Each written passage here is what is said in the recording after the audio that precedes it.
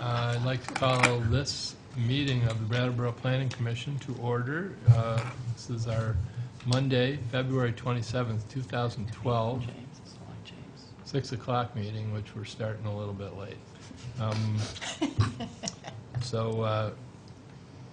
The agenda review, can I just ask a question about the agenda? Are we talking about economic development, or are we not? There's one narrow discussion that we're going to use. It'll segue. We'll start with land use, and then there's a debate to be had about the one thing that we have total control over as a group.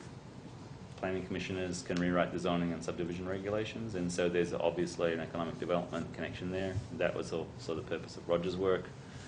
So in particular tonight, what we want to try and do is focus on to what extent does the land use chapter represent what we think should be happening from an economic development standpoint.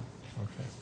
Because we think there's enough chunkiness in what we're going to talk about with land use to make that worth the segue.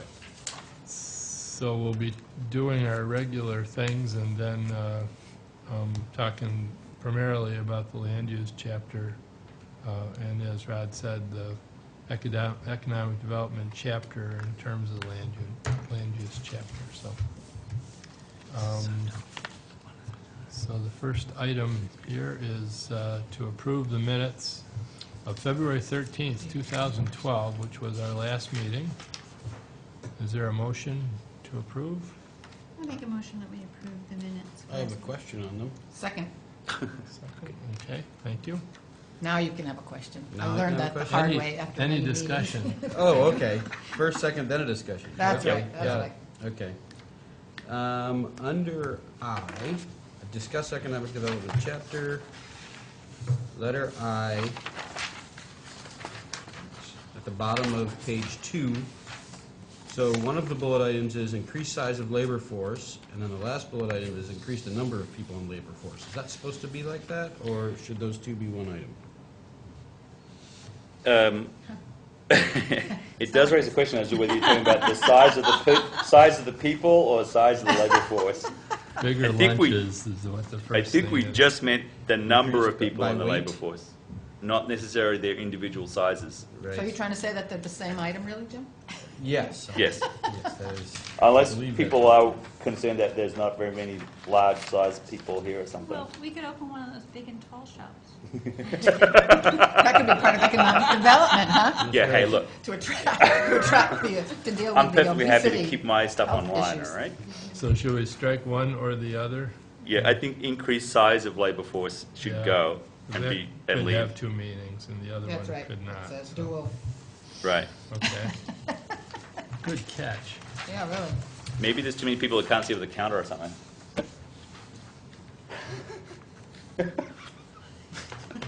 Okay.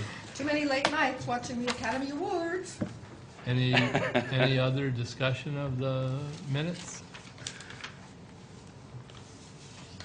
I would say, as usual, Yes. very, job. very thorough and really well done, Yes. Julia.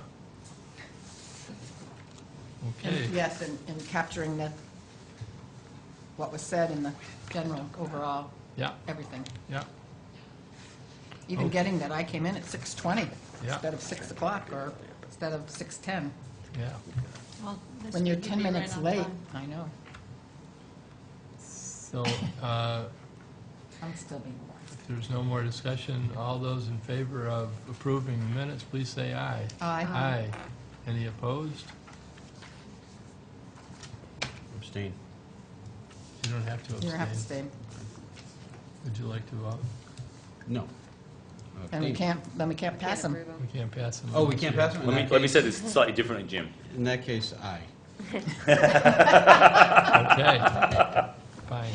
Oh my, Thank oh you. my, oh my. It didn't used to be that way, but now it is, so that's what we got. Now you can assert your power all night long because you know Wow, that yeah, you're the that's swing true. vote. Nothing This is, happens like, without you, Jim. We need a super majority here. And Well, he's been on vacation, you know, for the last few meetings, had so we have to give him a hard vacation, time. Okay. Probably will be working a lot, but. Announcements. I have no announcements. Anybody got any announcements? Nope. No, unless you want to hear about the uplifting program I saw on public television over the weekend about healthcare. No. Didn't think so. No, thank you. Okay. Other business, we have one thing listed there, joint meeting with the DRB. Sue, would you like to give us the, Sure. I spoke with Tim, and he had said that when he had proposed meeting with the DRB back in October or whatever, his thought at that time was to speak specifically about the subdivision regulations. And so he didn't really feel a pressing, I don't want to put words in his mouth, but he was wondering why the planning commission wanted to meet, and I said, well, I think it's because we want to make sure that the they've reached out to the DRB and had an opportunity to include what they would like to see changed in zoning and subdivision in the town plan, and that's why, kind of picking up on that last meeting, he was worried, that there wasn't a whole lot of time left, and suggested that we give them a full copy of the land use chapter, and we talked about having a table with what the zoning changes, kind of proposed are, and getting that to them ahead of time, and then inviting them to one of our meetings, warning it with both, just in case they have enough members to show up, and doing it that way. Just over the phone, we talked about some of the things that were on his mind that I know are on our list. So I think that we're not really going to find too many areas that we haven't covered. So anyway, that's what he suggested to do. And then once the town plan is done, having that focused meeting on subdivision regulations. so it would be after the town plan? Yeah, with an actual face-to-face, but in the Yeah. meantime, we'll share what's going on. So- What did he mean by running out of time? Well, because I proposed the March 5th date, and he wasn't sure there was a lot of time to pull it together. Around land use or around subdivision regs? Around whatever the planning commission wanted to talk about, so. That's probably true, that's next week. But they didn't have anything that, like a recurring theme of things that keep coming to them that they would like addressed. Well, things that they shared back in 2009 that we know are on the table, that have included, like planned unit development, subdivision. Subdivision regs was, I listened to one of their Signs. meetings once, that was really one of their prime concerns at this point, I think, Yeah. I think, at least since a while back. they take seriously that they're the implementers and the planning commission is the drafter of the subdivision and zoning regulations, so they'd rather respond to a draft of whatever it is the planning commission gets to after the plan. I think that's where they really see, their contribution being made. And, I don't know if there's not a lot of disagreement about what we No. need to do. So I guess I'm not clear about what the timing would be. Would it be pre our approval of the draft, or would it be post-town plan approval by No, the he's select board? suggesting when you have a final draft of the land use chapter, that we specifically invite them to the meeting that it's going to be discussed at, which is imminent. Yeah. And that way, we've specifically given them the draft with that table, and they can see it, and they can come to the meeting. Or not, he wouldn't, he suggested we warn that the DRB will be there in case there's enough members. Uh-huh. But, And would that be 4 members, or what would yeah, that be? 4 is a Yeah. quorum for them. Yeah, Yeah. okay. Same as ours then. So possibly, that might be the, Ah. that It's might coming up. be It's the 12th, huh? I think it's more likely to be the The 26? 26th. Yeah. Okay. Yeah. Okay, all right. I know that when I heard one of their meetings, they were talking about they wanted to do a little of their own research on subdivision regs Yes. too, to see what they could, I thought that was excellent, actually, because they could bring to us different things that they've seen that other places do and have their own recommendations. And I don't know if they ever really finished that or not, I or don't if that's know. still an I don't idea. think, I haven't seen it on their agendas. I Yeah. see it. I don't know if they had conversations like under other business or something. So I'm not Yeah, it was a don't while know ago, that and they that's just been, they talked got about. really busy. They were Yeah. having 2 meetings a Yeah. month, so. Yeah, I think that's what I, happened. yeah, Because it was just a conversation that they would like to do that before they met with us, and my guess is Yeah. it's probably changed a little bit, but I actually liked that they were willing to do a little research ahead of time and check out what some of, you know, they were gonna do their own work around it to bring to us, and I really appreciate when people do that. So that will be probably in a month. Mm-hmm. Okay, yep. all right, good. Is there anything else under other business? I have something I'd like to bring up. Carolina? First of all, I'd like to get back to the Academy Award Council. Thank you for inviting us all to this meeting tonight and giving us this great opportunity to speak. I would like to ask that that we put on the agenda for next time's meeting fluvial erosion zoning and what we're going to do about it. And I would like that because, for a number of reasons, I've actually heard a number of select board people talk about it and ask us that they'd like to see us do that. One who's actually sitting in the audience tonight, and one who's called me on the phone a number of times and asked when we're going to do it.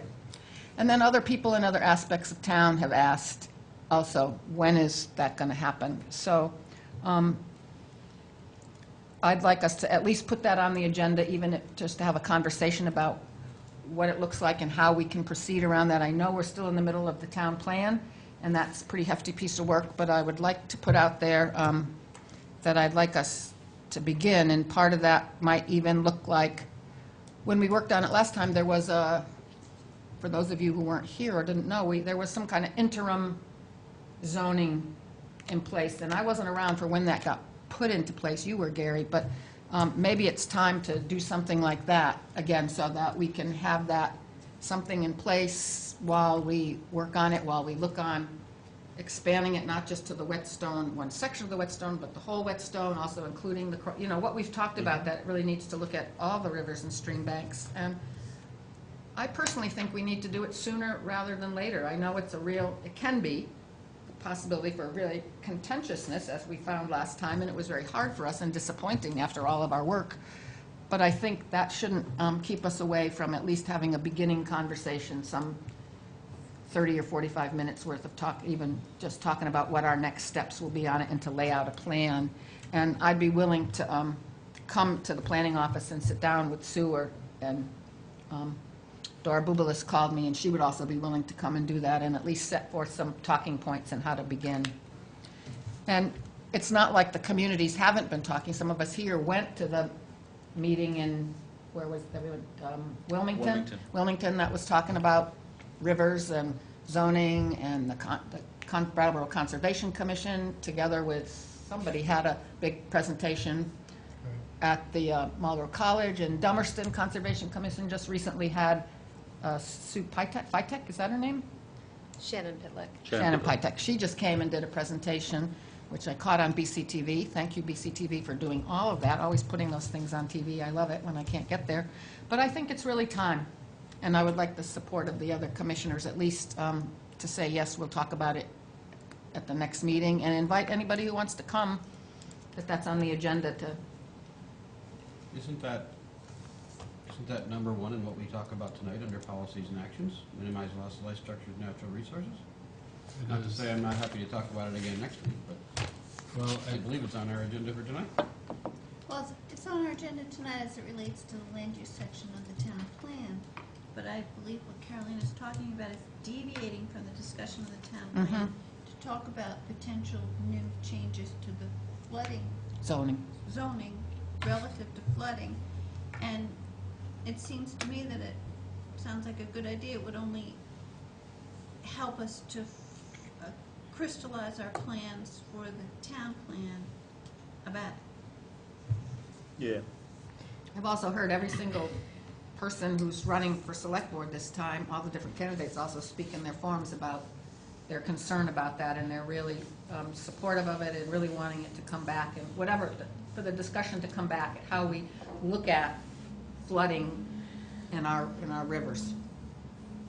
So, well, And it does fit into land use ultimately, but I would like us to at least have the conversation. I guess, given the time frame that we have for the town plan, which is sort of tight and sort of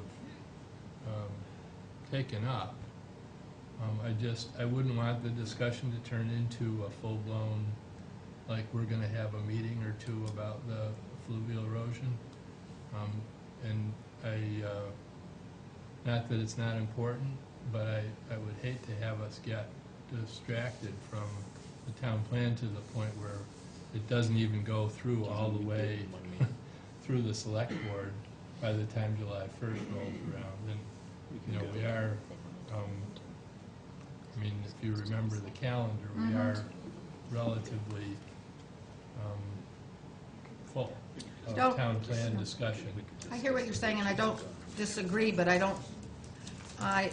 personally don't want to keep using the town plan as an excuse to not look at it, and I feel like that's been happening for a long time, and I feel like we're all responsible enough to not let it get crazy and to just have some conversation about it, and how, maybe that part of that conversation is how it fits into the land use and what steps we want to look for taking in the next year or in the summer when this process is done. But I really feel it's time to have a conversation about that, just like we took a few meetings just to converse about different zoning in the land use chapter as feedback to Sue and Rod. I mean, we took that time in the fall actually at Liz's suggestion, and that was very valuable to do that, and I think this is equally as valuable.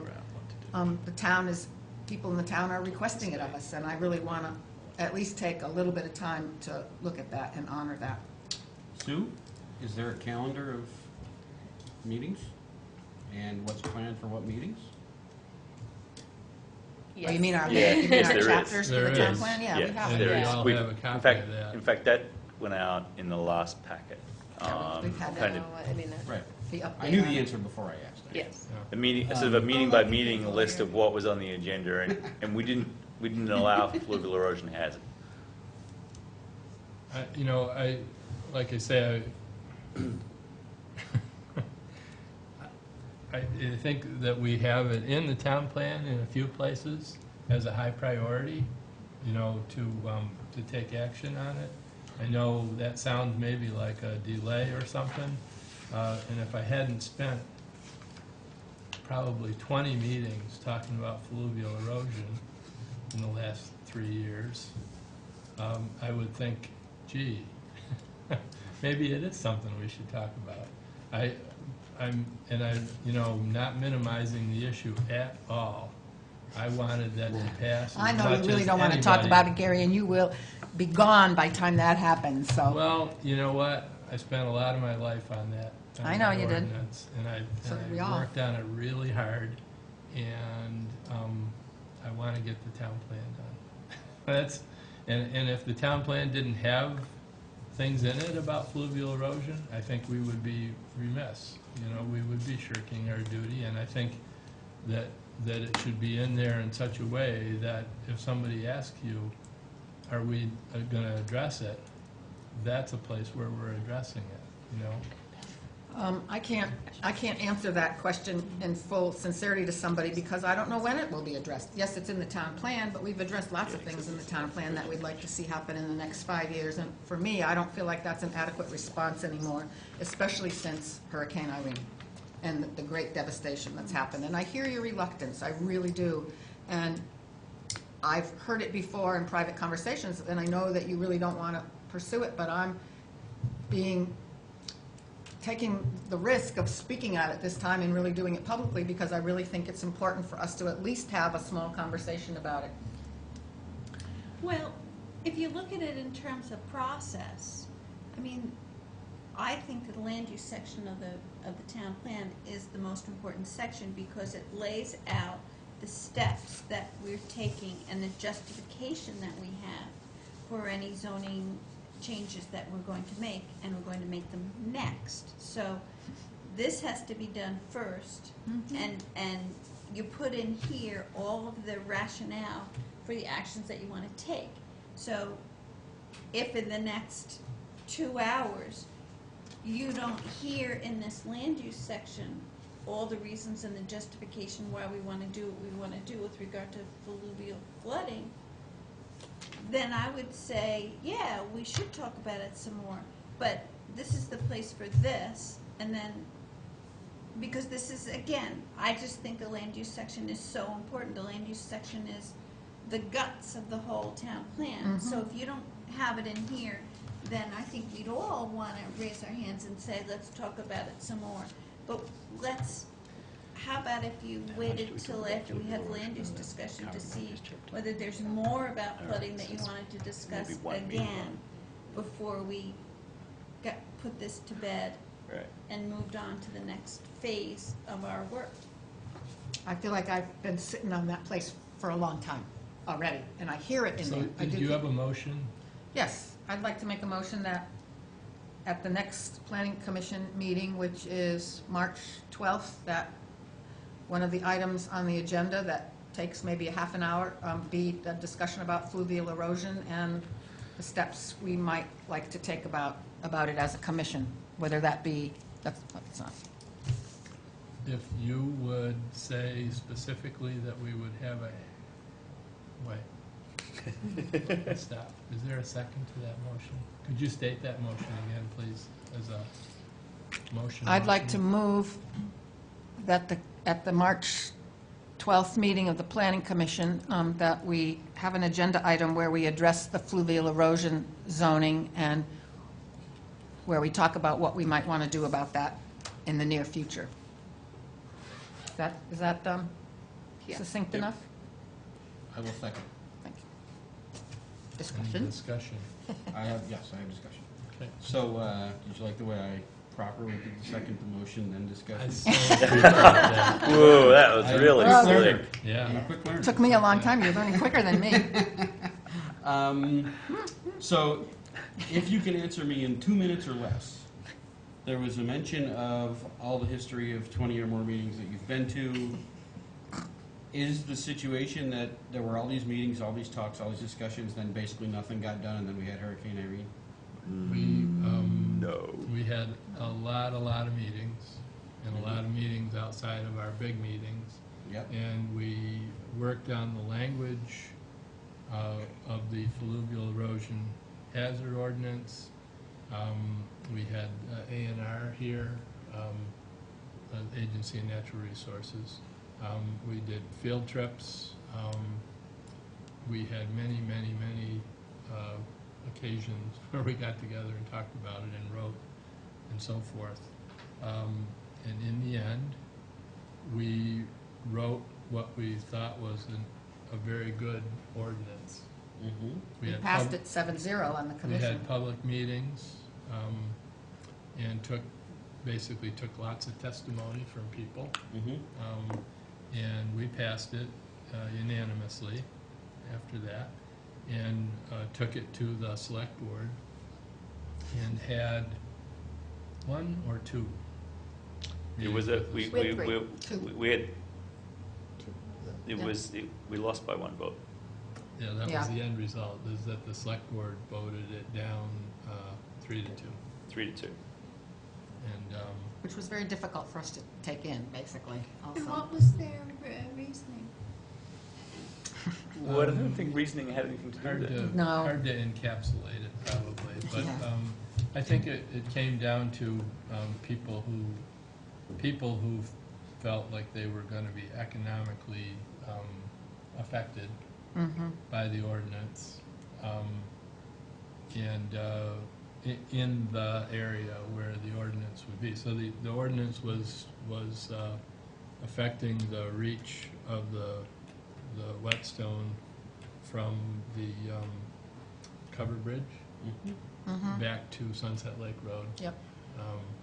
And so it was one of the objections that people had was that it was just that section, and it didn't include all the fluvial erosion areas and hazard areas in town. So that was one thing. But the economic argument, I think, was the one that held sway.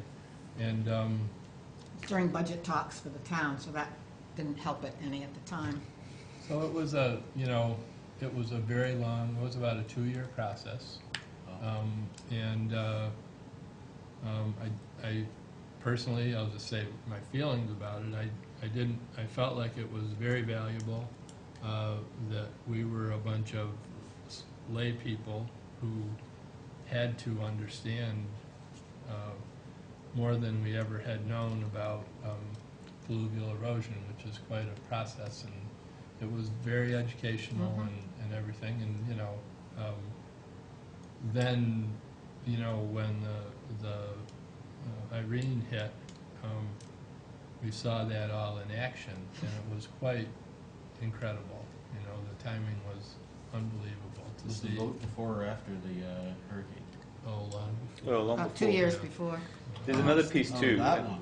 The Yeah, a year. original ordinance. 2 was years a- ago to right about now. Right. There was the original thing was adopted as an interim ordinance, and under Vermont statute that can last 2 years, 2 years. with an extension of 1. Yeah, With and we ex- got an and extension we on had it. an extension, and then while it was still in force, there was a lengthy discussion about amending the language and the maps and so forth, and there was a lot of technical assistance provided through the state and so forth. And it was at the end of the process of adopting the ordinance permanently that, in the end, the language that went to the select board went down. And that was 2010, Right then, 2 years ago. fairly early in the year. Mhm. It's almost like this time of year. Yeah, Yeah. it was. It was, because we were, So about a year before we had year a and couple half meetings with before almost the- no people here. before the hurricane. Yeah. Yeah. So in terms of the parameters of any new action we might want to take, we'd want to look at the jurisdiction instead of that one section, like maybe. And sort of the map, what, Yeah. what's in and And what's that was out. sort of post-vote. I think that was one of the things that we discussed was perhaps the next time around, it would make the most sense to try to deal with the whole town instead of just that one reach. We were trying to deal with that one reach because it was the most vulnerable Yeah. area. And, you know, but the kind of crazy thing about the whole thing was that we were almost simultaneously trying to deal with the West Brattleboro master plan and then the West Brattleboro Yeah. rural commercial Zoning. yeah. zoning ordinance. And so it was a little confusing. It was a little bit, you know, we were talking about the same area a few different ways for, I feel like, Forever. really, So people's heads for were the last spinning. those Who were 4 affected years. by it. We Yeah. talked about West Yeah. Brattleboro Yeah. pretty completely. Mhm. So it was sort of like, it's time to get out of West Brattleboro. You know? Get out of Dodge, right? Seriously, I mean, it was pretty, I felt like we were neglecting the rest of the town after a while, you know? Not that it's not important, but, you know. So we're gonna talk about it now, and then we're gonna spend a half an hour next week talking more about like the parameters of whatever new. I don't want us I don't want to delve into it to the depth that we did before. I just want to bring it back, have a pre-meeting, a couple of us with Sue, or just me, and I know Dora called me and asked if she could, I mean, she wanted to meet about this. She was very outspoken as a select board member.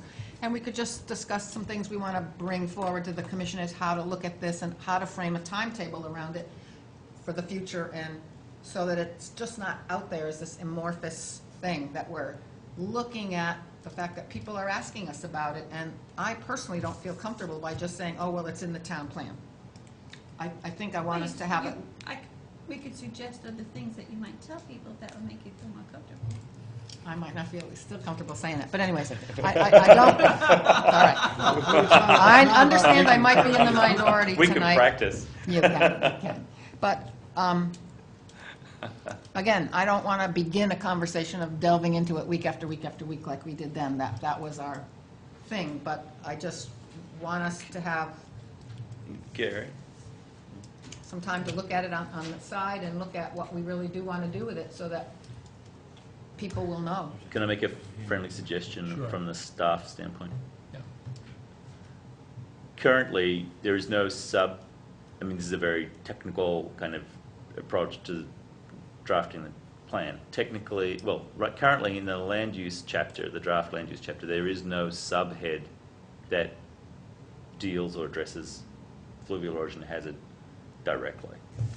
And so we have talked about a variety of things to do with resiliency and flood impact right through the land use chapter. And maybe one of the things that we can work on between now and the meeting that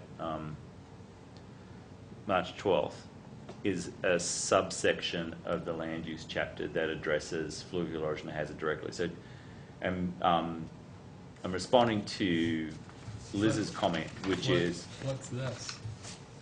I can't see that far. Page 4. Page 4.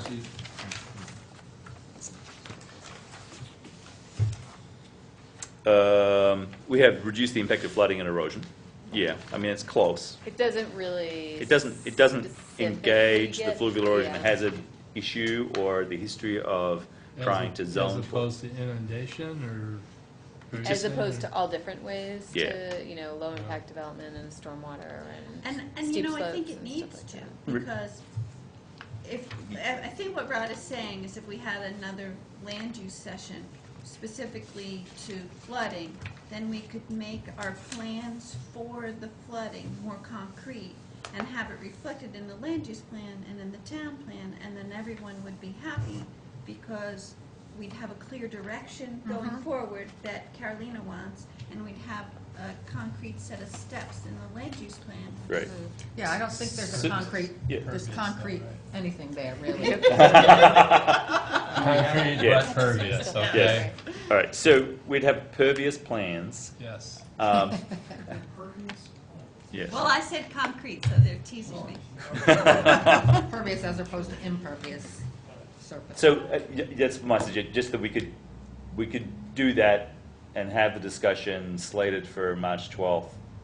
And I'm even, thinking it may be valuable to think about it in terms of what kind of description do we want to give for fluvial erosion hazard as a zoning amendment subsequent to the town plan being adopted. So in other words, the question of whether everywhere that's mapped in town for fluvial erosion hazard should be included in the fluvial erosion hazard layer or not, those kinds of things could be discussed and or resolved in the land use chapter, I think. So Right? it's essentially another discussion on the land use chapter, but it's Yes, focused. but it's focusing on Yeah. just on this topic, right? That would Okay, work for me. So Okay. that As long as then motion is on the floor. This is discussion about that motion. Is there any other discussion about that motion? And So, if you want to come and stand in front of the microphone. I just wanted to say that there are 2 or 3 new members of your planning commission that weren't part of that whole thing, and The young ones. if you don't have, if the planning board doesn't have copies, PCTV has copies of all of the meetings. that That's led good, up to because it. I've been having If you trouble wish to sleeping. use it- me too, we can watch them together, haha. Use that as research. We'd like to keep the planning commissioners that we've got, so we try not to have them see that. Especially the deer Well, in the you get an headlights idea thing. after Yeah. the questions were leading Yeah, up, right. that's why. Right, the sobbing. Thank you. No, no, stop. It's also a different select board too, we could, Yes. Oh, we should make them watch it. that's right. Look at- Before the election.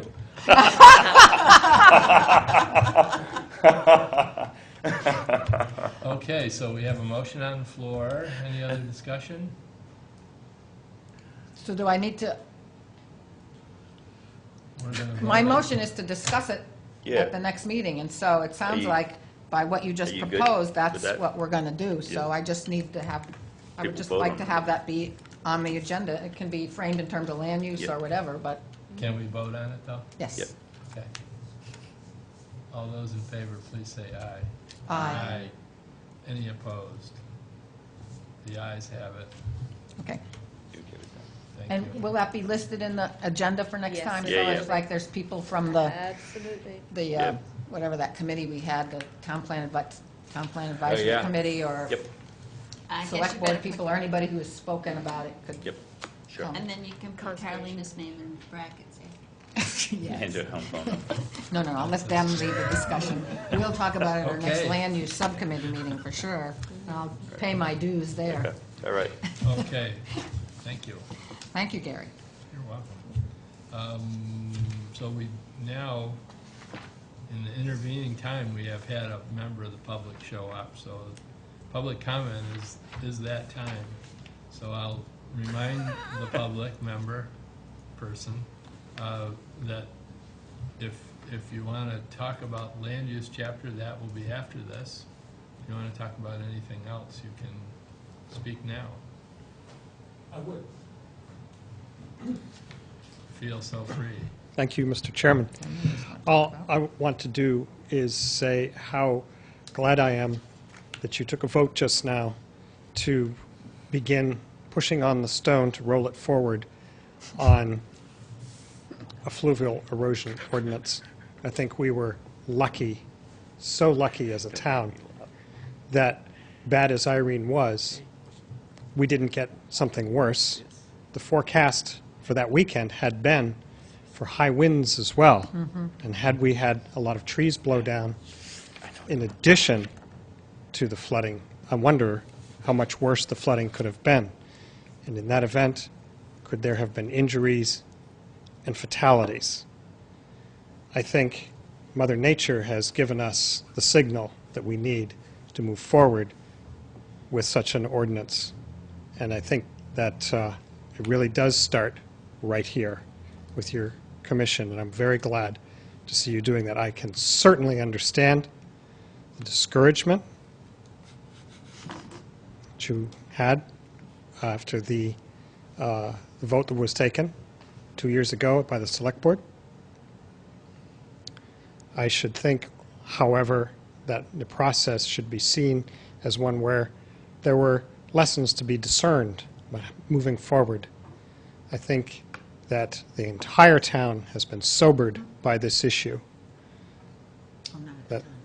And it has, and I think the town as a whole, even if it hasn't been so defined, has been able to recognize which comes first.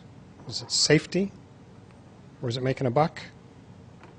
The ability to start a business however, wherever you want, without regard to the future, or to the people downstream, or even to the people upstream. And so, thank you.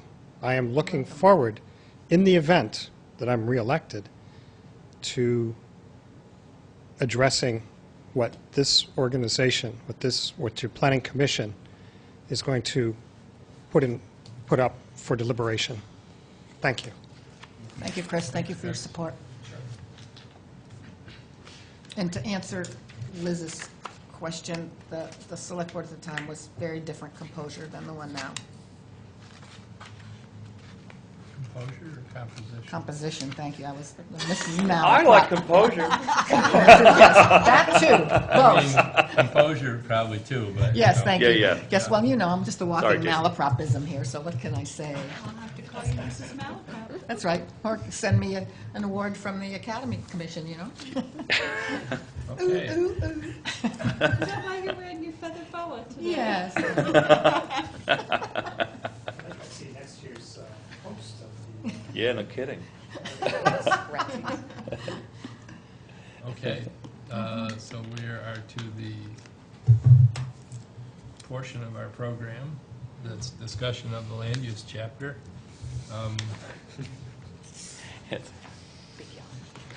Thanks, Gary, for letting me do that. I know. I try your patience sometimes, I know, but thank you.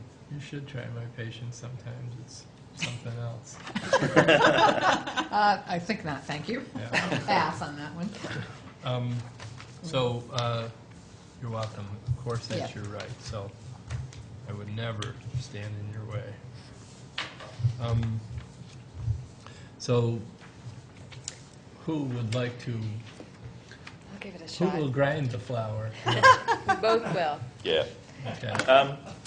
I'm kind of not that happy with the location of this thing, but I can't figure out where to put it where you and us can see it, and then Yeah. we can. Over there?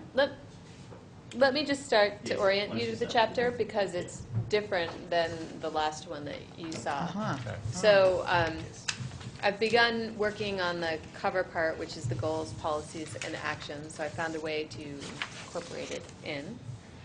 And then we've kind of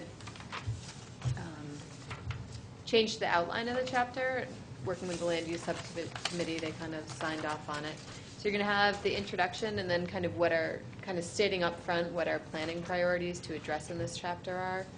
Before then, speaking about the existing land use, there's been no change in that text from the previous chapters that you've seen. And then laying out what our land use districts are, and this is going to tie to the future land use map. And breaking it down by the commercial areas, the residential areas, the rural residential, industrial, those different classifications. And in this section, I'll provide actually, I don't know that I need to provide a description. I was going to provide a kind of a short description of what we're talking about, so the downtown, what it is, and then what the vision for the downtown would be, and then what are our recommendations to changing the zoning or projects for the downtown. So in the cover part, we're not going to specifically list out all the zoning changes under actions. I'll refer to one of the policies will be to update the zoning ordinance to be in conformance with the town plan, and then it'll refer to all those other suggested changes in the back. So a lot of what's in here right now in terms of recommendations comes from either the commercial districts report done by Hawk, maybe something out of the West Brattleboro master plan, such as the village that shows up in here, and some other things that we've talked about either over the summer or with the land use subcommittee. So Sue, are you saying that, are the first 2 pages, at least in outline, how they're going to be? Yes. You figure? And so the goals will have corresponding policies and actions? Yes. Okay. Okay. Yeah, and the goals actually relate directly to what we've set are kind of the priorities for the chapter, so reducing the flooding and erosion, improving the quality of commercial, the goals are almost those exactly. Uh-huh. And then the policies and actions have been,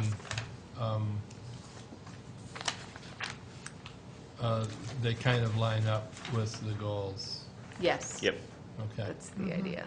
Yeah. There might be some more policies that, are just more general land use type policies that. Yeah. So the strengthen and direct development towards existing areas, that's, I had to find a better way to say it, but this is kind of that east of 91 generally area. I had to find a good, I got stuck on exactly how to describe it. so not to be, whatever about it, but so the number 1 policy then would talk about that a little bit. Okay, all right. I'm looking at it simplistically. Yeah. That 1 is 1 and 2 is 2. And Right. Yeah. That Yeah. first goal, I'm sure that somebody with more historical knowledge of Brattleboro's development patterns can set me straight here, but the rough sense that we have is that aside from let me say it slightly differently.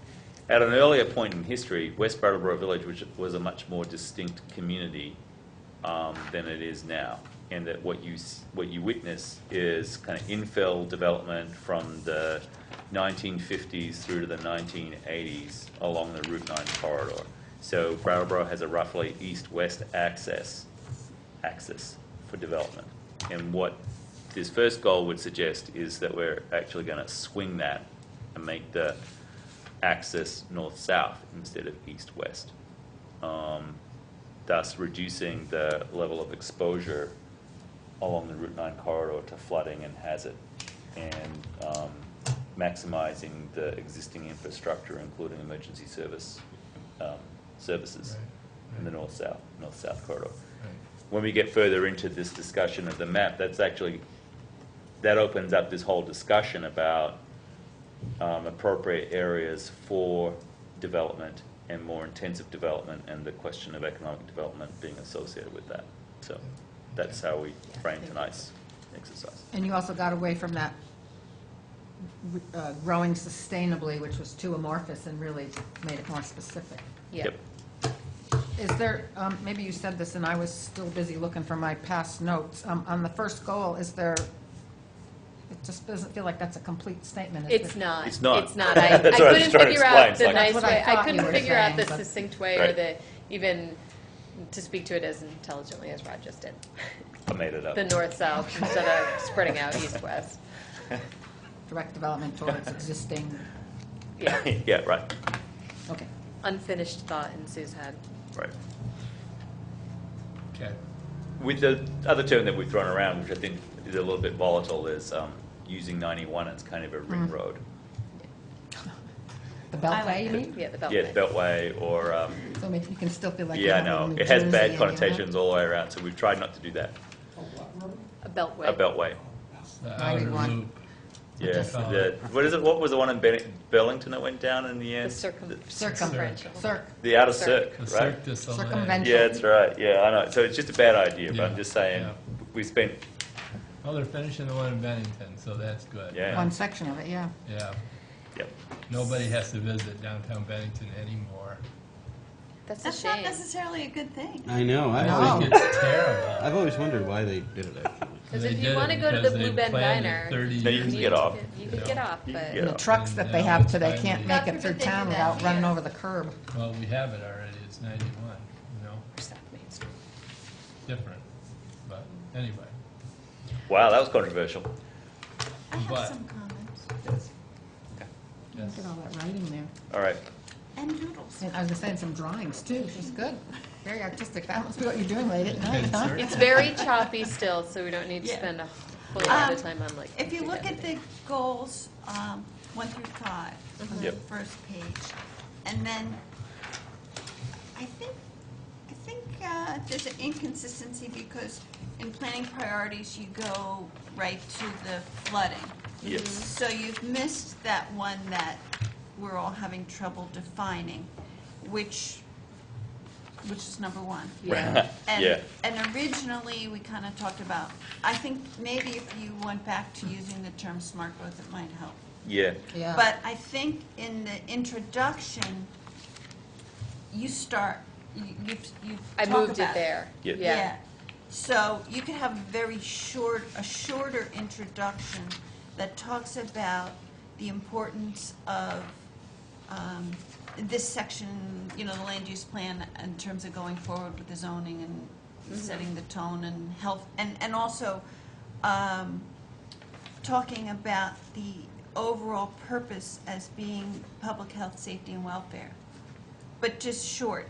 And then once you start to talk about the central idea, That's goal number 1. that's goal number 1. Okay. And so those 2 paragraphs are in the bullets seem to be goal number 1. yep, But then the second 2 paragraphs seem to be agricultural land.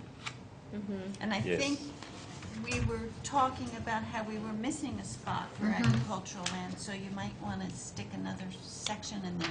Move that somewhere else to talk Yeah. specifically about, the working land, okay. Working landscape, yeah. yeah. And that's also more, I think, that's a good point. I forgot about that. The state legislature's working on stuff about the working landscape too. And so I think that's important to call that out, have that be Well, a separate then- goal because it stays in alignment. I thought that the section on future industrial uses was really good. It has a nice purpose, I think we really know in this section what our purpose is trying to achieve in making the land use changes that we want to make, so. I thought Those that was paragraphs really on good. page 6? Yeah.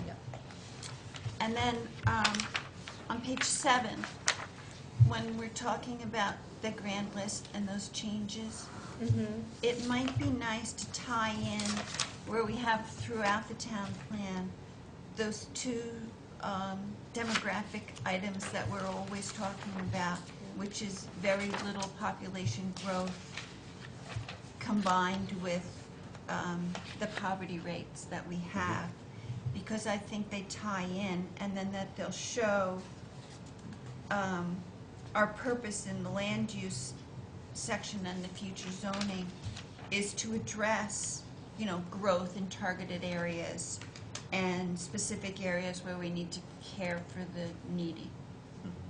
So it turns this section of statistics into more of a planning purpose going forward. Okay. Did you So catch that that? puts the new market tax credit program into a different light, or Yeah, yeah. an example Yeah, why? of something that can happen to help an area be more prosperous. And then I just have little Yeah. edits. If you gave it to me as a document, I'd send it back to you. Great. Okay. Thank you. Very nice. Thank you. So, Help me understand. so Liz, are you sort of saying that,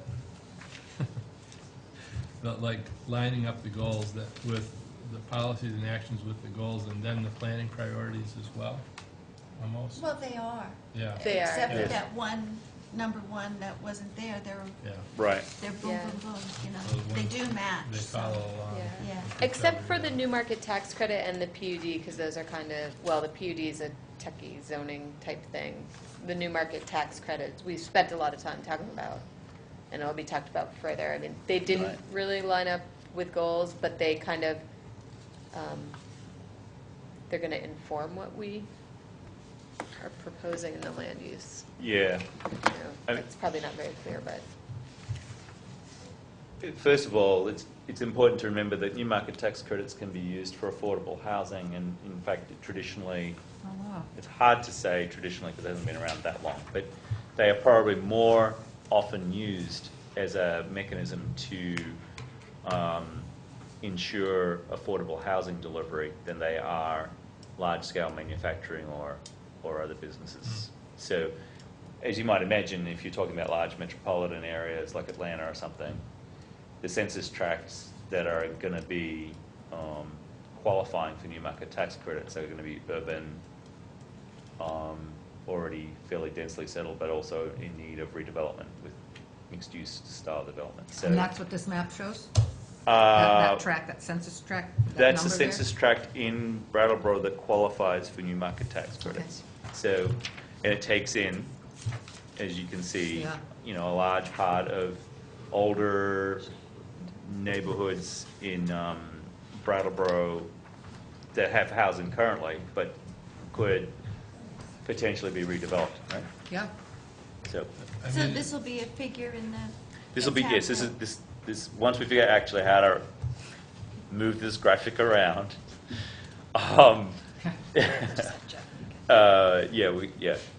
it'll go in the plan. Just, that was one of this afternoon's headaches. So my house, where I live is actually the new market tax zone. Yeah, we could redevelop, you're right there. Yeah. but, I mean, the goofy thing about the new market tax credit program is that it's really, in the case of Brattleboro, it's counter in a lot of ways to the strengthened and direct development towards existing infrastructure, if that's the next word, because it's in an area that is, unless it's housing, you know, but just even the Commonwealth thing, you know, there was an existing infrastructure there.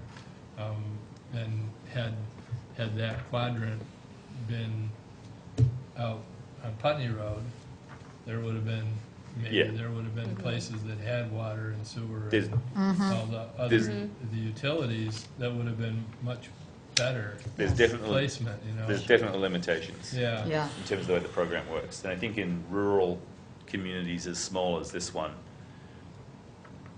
you know, I'd want to say something like, if you've got one census tract that qualifies, then the entire municipality qualifies, just because. Yeah. If we could rewrite the program, and I understand Yeah. that, I'm not, you know, I'm not criticizing that, somebody took the dollars and went there and did it, you know, that's great.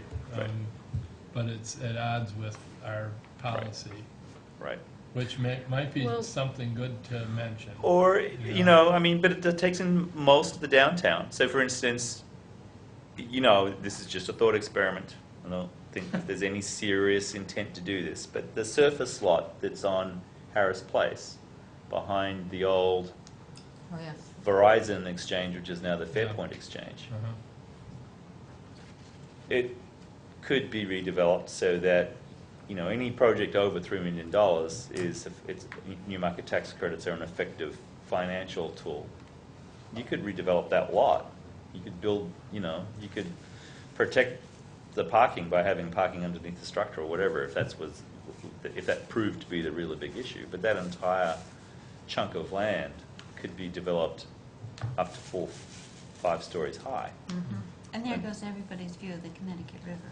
except for the people in there. Right. Right.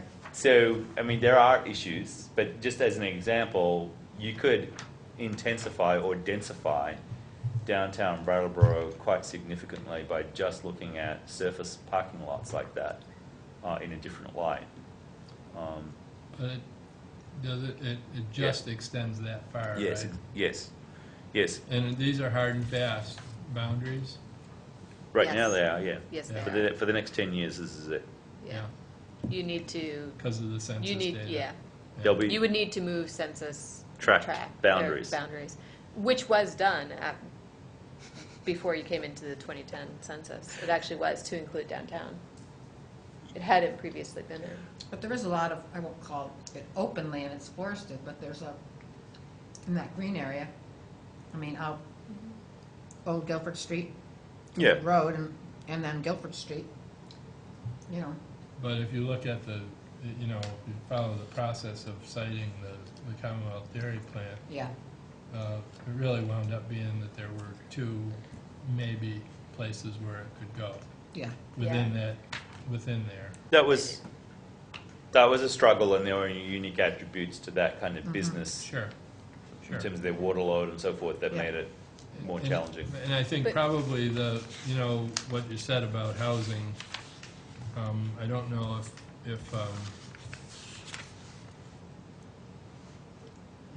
if that was, so I think that it would be good to have that in the write-up. if there Oh, the was- new market tax credits are typically a vehicle for delivering affordable housing. Yeah, in Right. a way, just to expand what people People's would understanding know of it is? about it and Yep. understand about it. Okay, Not to limit it, but to expand it, you know? okay, sure. I'm sorry, Sue, I interrupted That's okay. you. Well, that's good, because I didn't realize that. I always thought it was a business thing, No? rather than including housing, so. I mean, I should be very clear here. It's,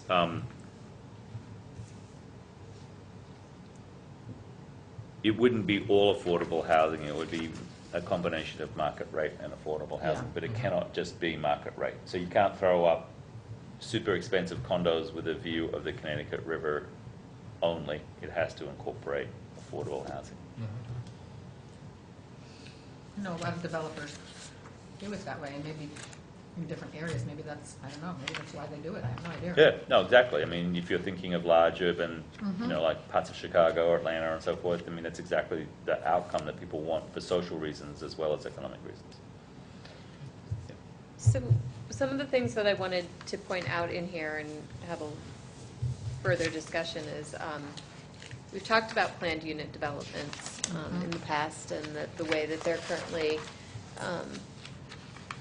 written up in the zoning ordinance is a little bit challenging. And back in 2009, the DRB expressed that we change it. Well, not, that be a section that That gets was worked really on. polite the way you said that. So one of the things that we wanted to, that we discussed is doing our planned unit developments. This is not something we discussed with the DRB that I recall, but that the small land use group discussed was doing planned unit developments as an overlay district. So right now, we treat it as a use. It's in the table for various zoning districts, planned unit development, planned residential development.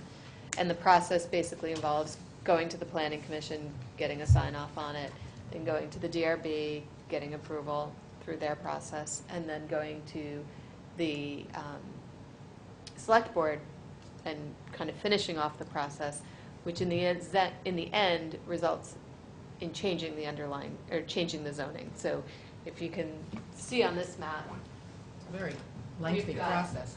PUDs all over the place. It's lengthy. I mean, you've got a PUD up here, you've got PUD down here, PUD over here. So it's kind of, they're happening wherever somebody wants to do it and it's allowed. It seems to me it's spot zoning in another word. It's really peculiar because it's unique to each property. Yes. That's being determined by whim. And that, you know, the planning process is totally left out of it because whenever somebody comes up with a bright idea, they can go and do this whole Right. rigmarole. Mm-hmm. And I think it's dreadful, it needs to be changed. It's interesting though, we had, I can't remember, how long ago was that PUD workshop on BIT? It was- 2010. Was it? 2009, I think. It was around the same time we were working on the It may have fluvial been erosion in 2010. West It may have been Brattleboro. Yeah. beginning of 2010. It may have been It early was like 3 2010 or years late ago 20, almost, I think, 'cause I was I up in Johnson? Was that the one where Yes. I saw you guys on Yeah, TV? that's You right. saw me? Yes. Yeah.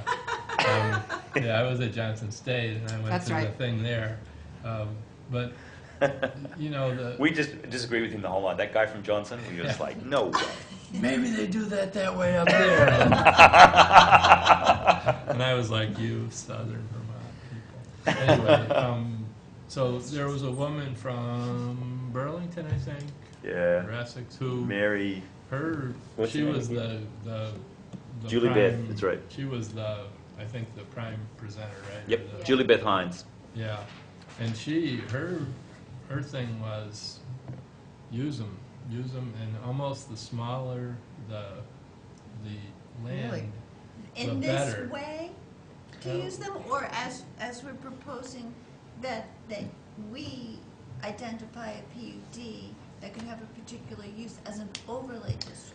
She She wasn't found saying that. she found our process a little onerous and odd. I think she meant it as a The much PUD simpler. process is onerous. Yeah, she meant it as a much simpler tool, and she saw it having some virtue to address non-conforming lots or uses, basically non-conforming uses. So how to plan out and keep uses in an somewhat orderly, I guess, if they're non-conforming. Well, we've identified in our land use subcommittee a variety of spots where more flexibility could be given Mhm. for different zoning, particularly along the waterfront. Mm. And that would be perfect for a planned unit development, but different from this process, which is really, you know, sold to the highest bidder, kind of odd. Yeah.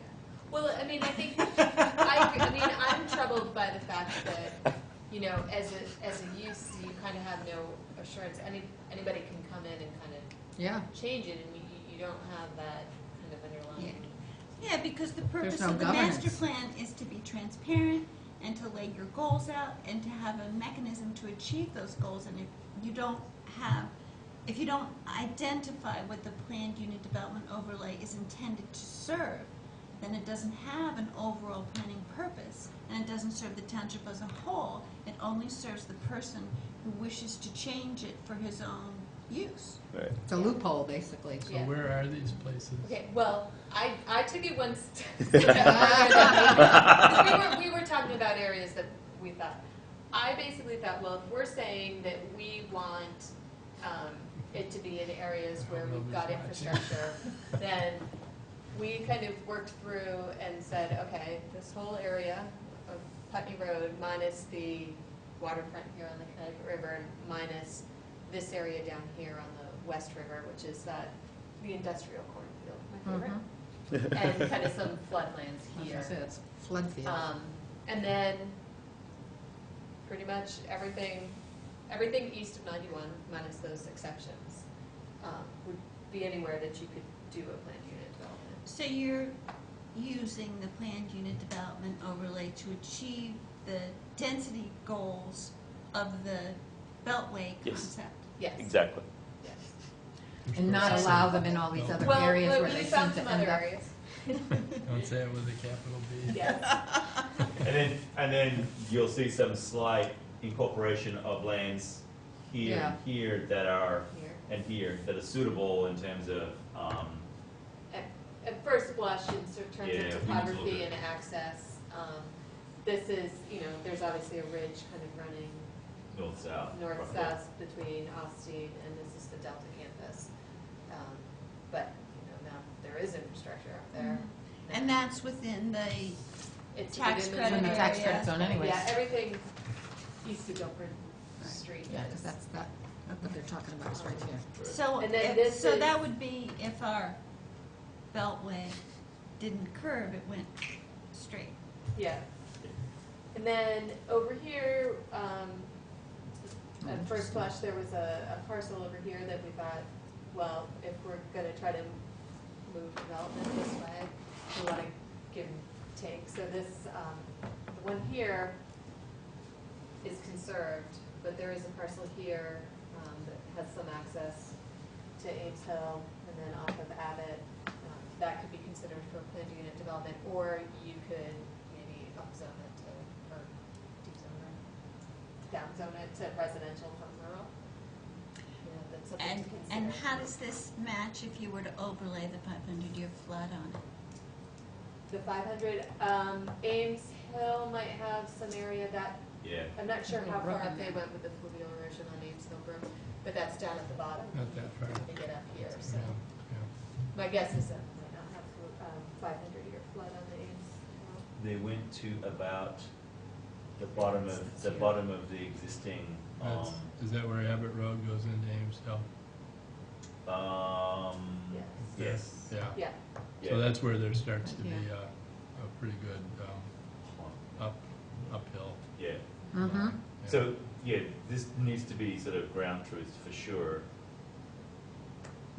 We were concerned that where it was feasible, we should offer some possibility for increased and we're assuming that this would be increased residential density.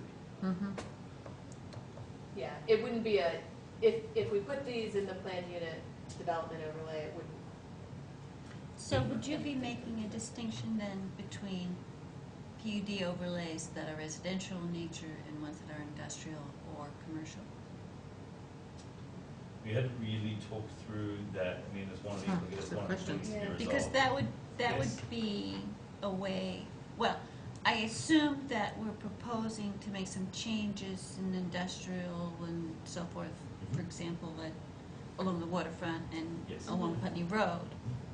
So And maybe another area. I would guess that might be the next cut. Yes. Yeah, I mean, I think we need to work out the details, obviously, when we went to do the PUD, but it would be good to say in this chap plan that, if it's over a residential district, it Right. would just be a residential PUD, and then And then you're thinking, like at the end of the plan, you're talking about the sensitive lands. That would be the opposite end of the spectrum from the growth. Yes. Right, and then the idea, so you're taking away the ability to do a PUD. I'm not sure I can look in the zoning if it's allowed in the rural. But what we could do is require cluster subdivisions there, so where you're maybe conservation not getting or conservation, Yeah. where you're not getting what we could give a density bonus, but basically we're saying you need to tighten it up and. And it may, and we would probably, one possibility would be to include explicit standards in terms of access and stormwater management and,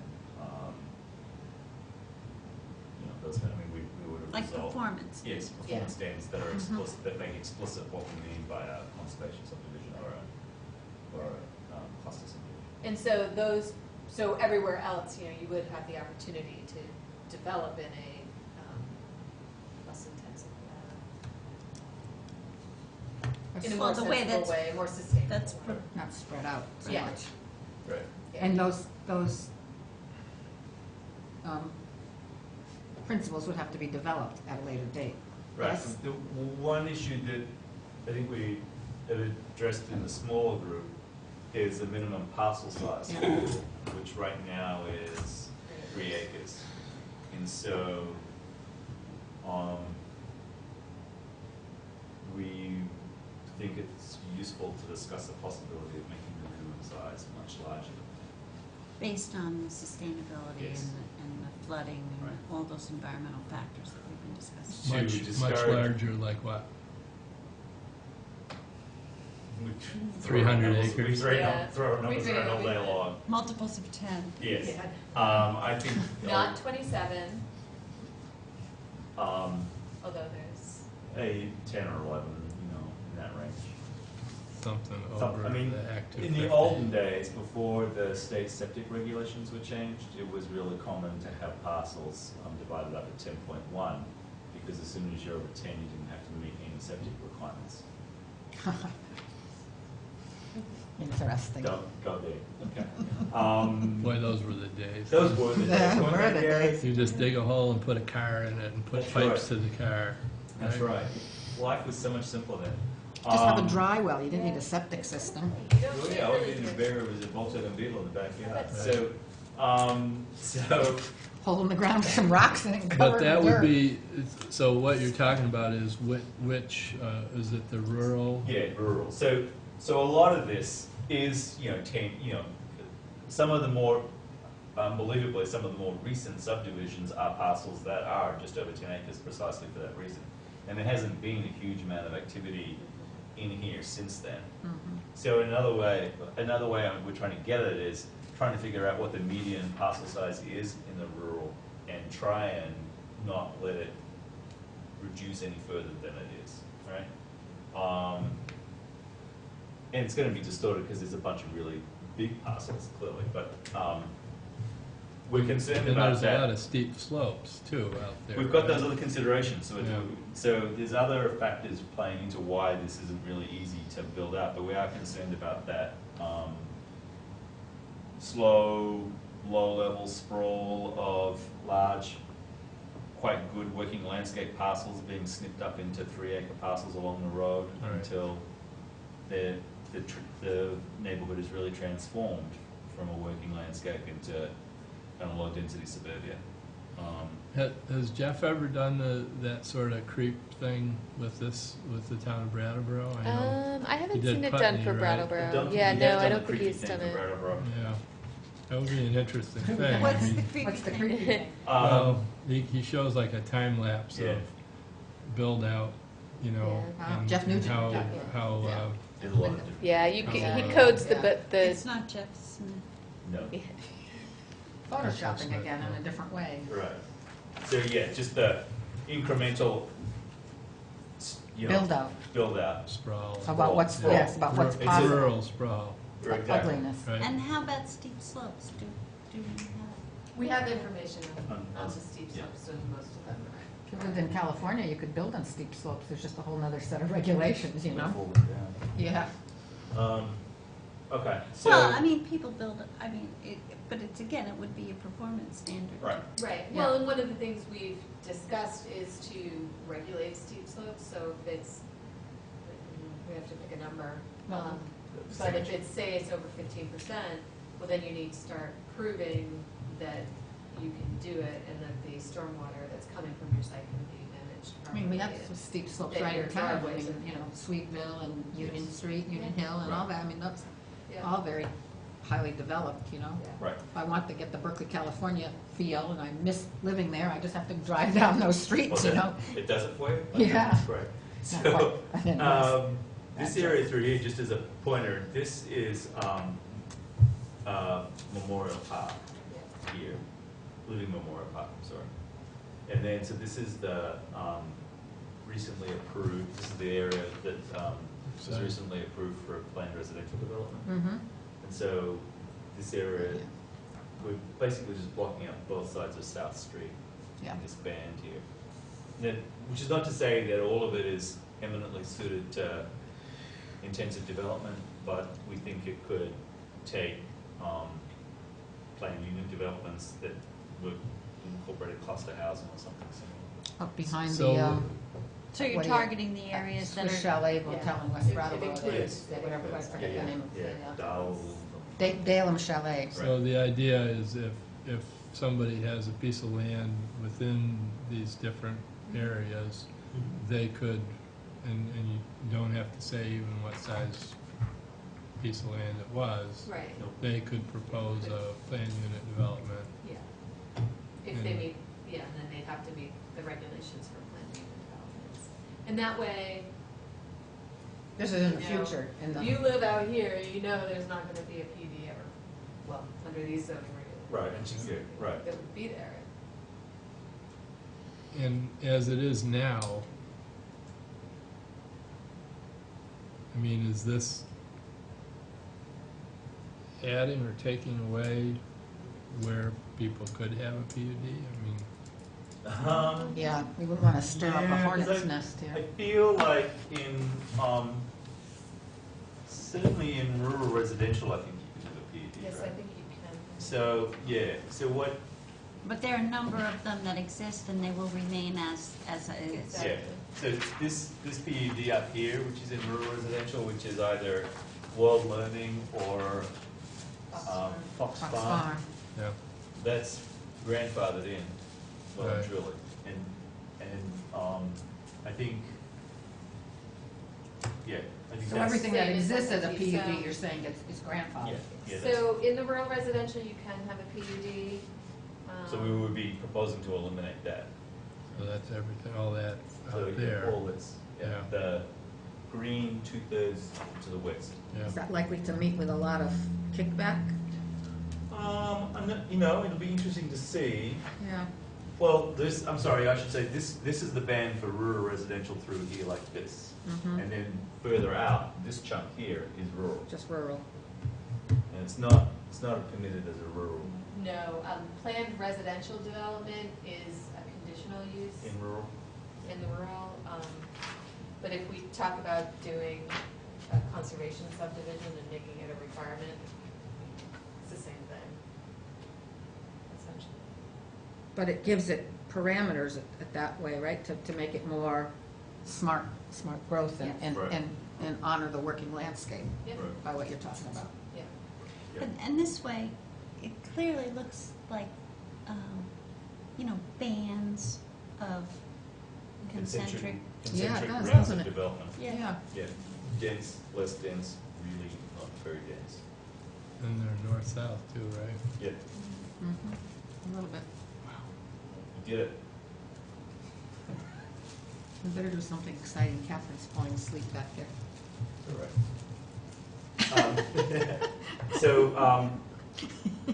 So the kind of broad brush, I mean, this is obviously a very broad brush stroke here, or pencil stroke.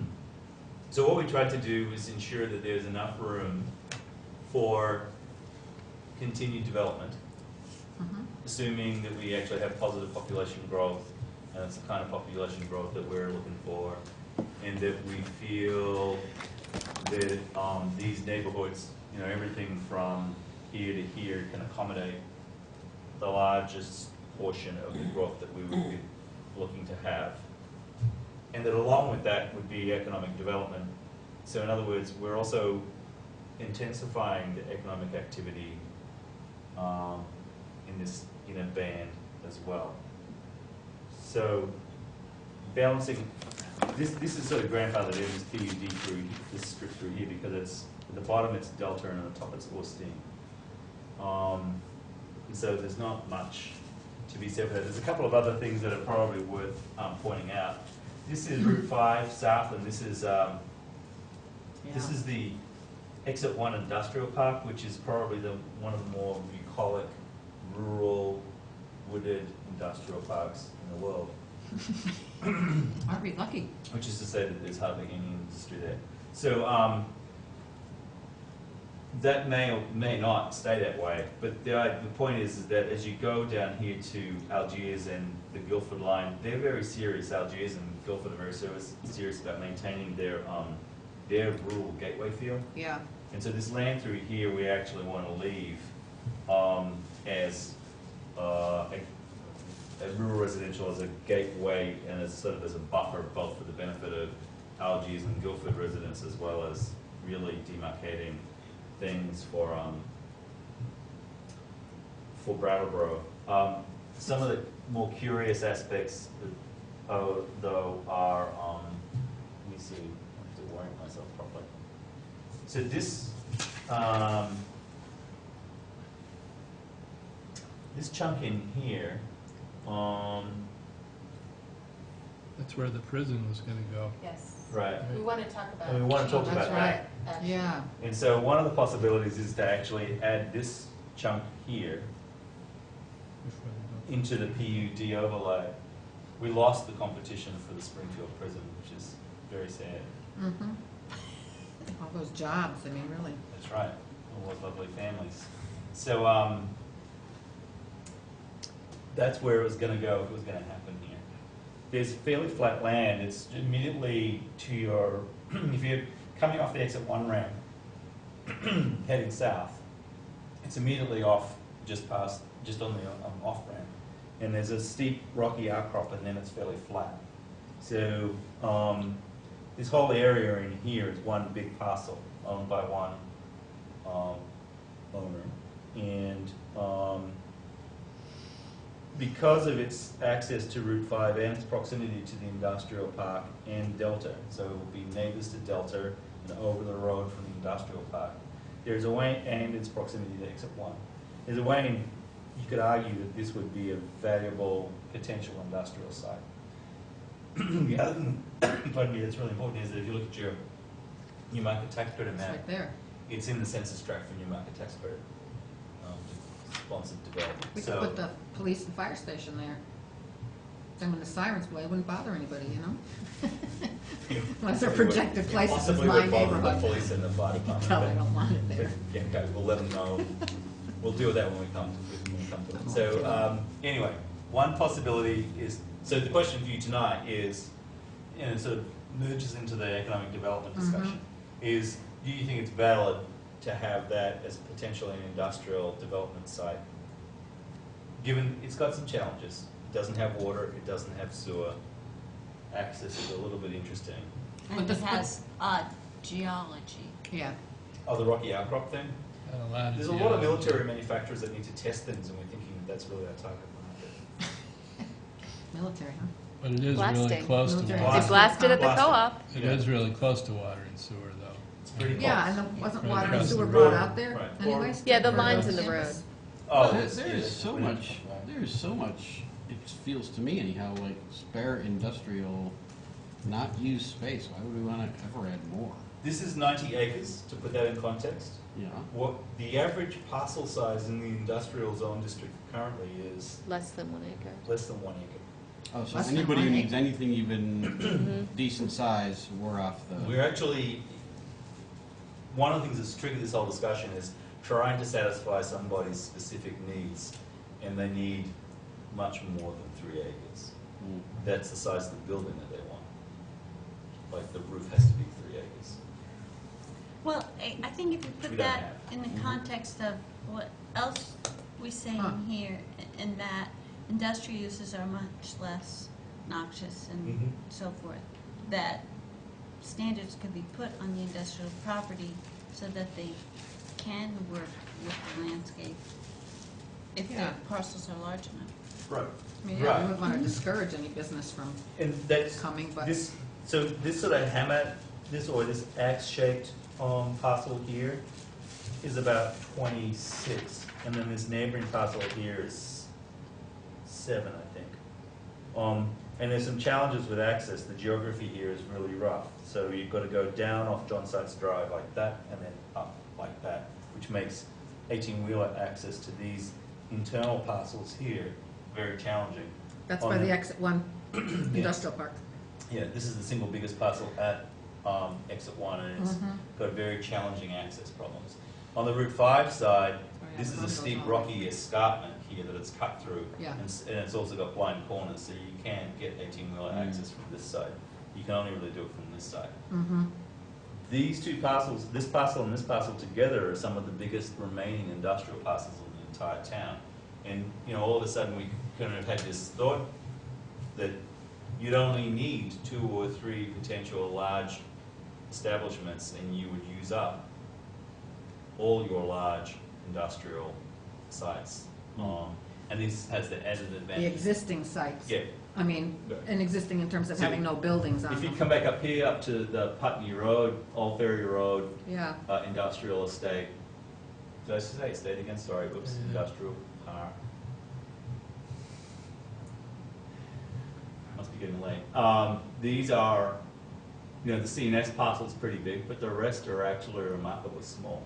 And so there's not too much potential for large-scale development up there either.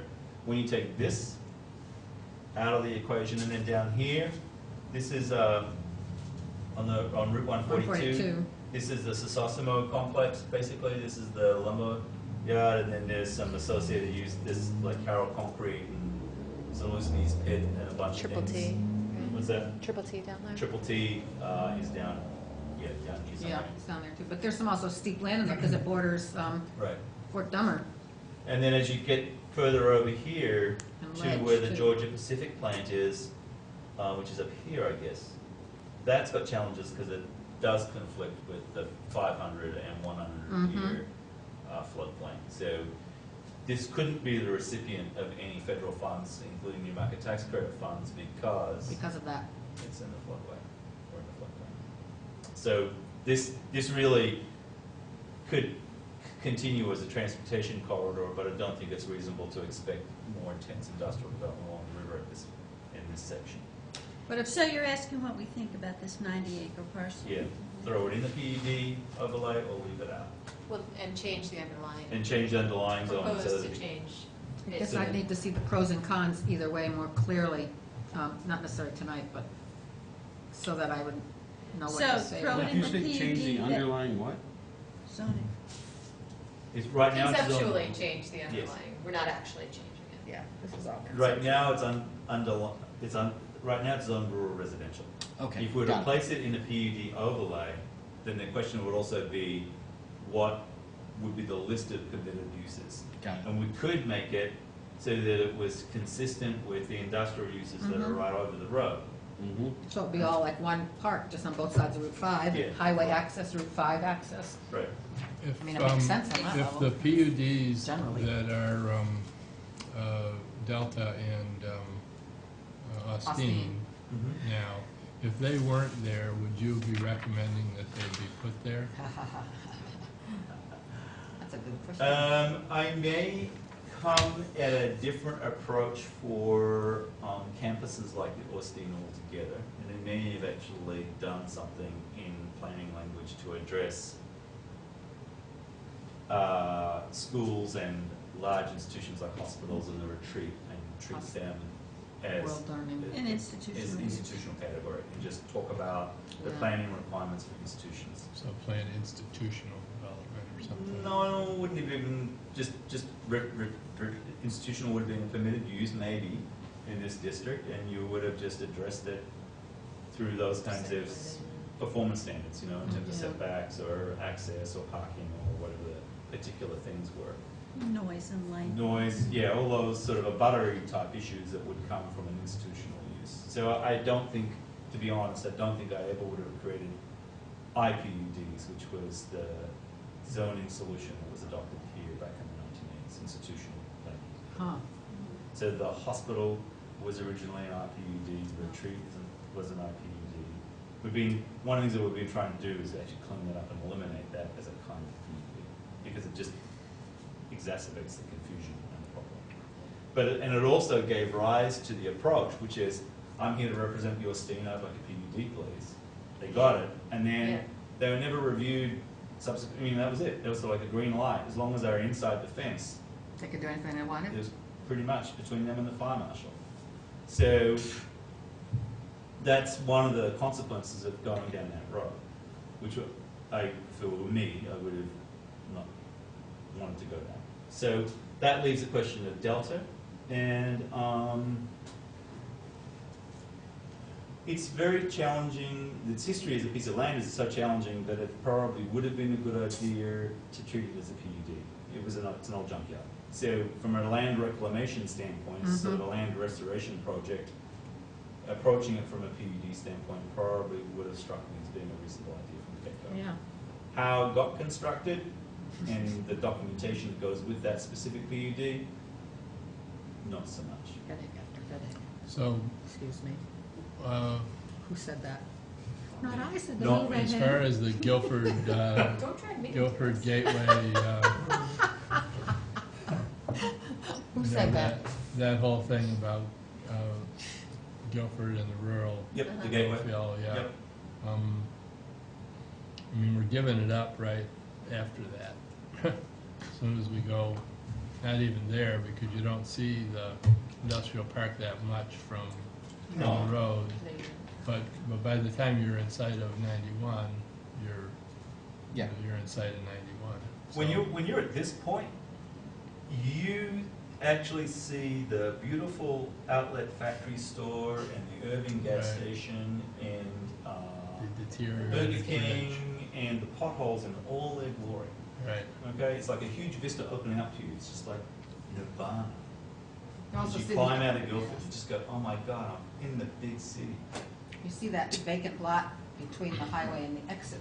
You just So entrance so I'm ramp just sail saying, like- spilt diesel. looks and- like as far as the horribleness. vista Christmas goes trees. there, That's even just- worse, I think, than the outlet not, center. I mean, it's not like, if we preserve that as a rural residential, that it's not like you're saving the view for more than a couple No. hundred yards. Well, these little homes tucked in here, Yeah. I mean, this is actually an interesting little neighborhood. There's just strung along Route 5. They're Mhm. down a lot lower than Route 5. Right. Some. They're small parcels, so none of these parcels conform to rural residential, Either side of the road, really. And the ones on this side, more like shack living. I didn't say that. they're small homes. Yes. And that's, so Built to look nice.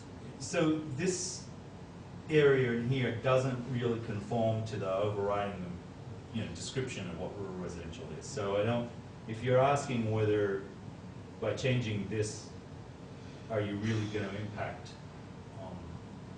their kind of micro neighborhood, for want of a better term, I think the answer is basically. Or even if some of those people wanted to sell their properties? Future, I mean, I'm always looking at, we're looking at it like it is now, but again, The most obvious thing to some extent is that they're perfectly appropriate to be incorporated to some extent into the industrial park. mhm. So if they were rezoned as the rest of it were rezoned, then they'd be grandfathered and it would just be to their benefit Right. if they wanted to It, sell. it seems to me, I mean, right now, it's, I'm in two minds. I mean, to some extent, it's a buffer, but right now, what's behind them is heavily wooded, large parcels, which provides them with a beautiful backdrop. I mean, that's Yeah. basically their backyard. It's very tranquil, it's quiet, Mhm. it's walking distance to, it's actually really, But Not a that bad parcel place. right there isn't You don't mind a developed, busy right? road. this one here. No, the one behind what you were just Yeah, saying the is big- tranquil. The Atchett one is Yeah. undeveloped. Okay. In terms of the topography of this parcel, which is big, literally right where it says IN for industrial is about the center point of what you could do. By the time you get over there in this direction, it gets more challenging, and in this direction, it gets more challenging. Somewhat amazingly, even if you terrace this, it would be difficult to imagine that you would actually see very much of it. You would get a glimpse of it as you headed south on 91. You actually it wouldn't necessarily impact the view shed, because currently it's a rocky outcrop full of The trees. place where you might see it on 91 is when you're near the Welcome Center. Yeah. Are we right now looking, all we're looking at, what are we looking at doing now? Are we looking at actually changing this now for the town plan? Yes. Or okay. It's a So- So we're gonna create a map A for recommendation the town plan that will, Recommendations. that will And have. this, okay, so we need to actually figure out what we want to Yes. recommend in the next Yeah. meeting No, or I mean, two I don't think, on this particular plot, right? right? You don't have to do it right tonight. Right, but I mean, in the next meeting or two, Yeah. we need to be, Yeah, I mean, we we're need gonna to think show you about. a map and you're gonna say, Okay, all right. yes, that's Yes, what yes, we had yes. in mind, or no, and I mean, Okay. and it doesn't need to be so parcel specific, I understand. but, you know, if it's Part, something. part of what we're almost wanting to approach here is not making it parcel specific. I mean, really trying to achieve. To actually have to a actually- zone To that have, has a actually have a meaning. zone. Yeah. So these are two very large parcels. These are two very large areas, and there are multiple, there are multiple parcels now within this PUD. And that's a PUD rural residential? What is that? So Omegas? No, not that, yeah, there, this is a Yeah. planned unit development. Before it became a planned unit development, it was rural residential. okay. But then they, And same the above, underlying same is- above it? But the use was as a junkyard. Okay. But so this Yeah, rural got cleaned up, residential zone that you're talking about seems like it's divorced from the rest of the rural residential in the This- rest of the town. This part here, down here. with a No, whole, no, Yes. that whole 90 whole- acres thing that you're talking about. Right, it is divorced. It's Yeah, cut I mean, off, it's not part I of the could see- contiguous rural residential. No, it's not like walkable Yeah, to I could see town. where the light bulb went off when you were looking at it. Right. Yeah, because it's an island.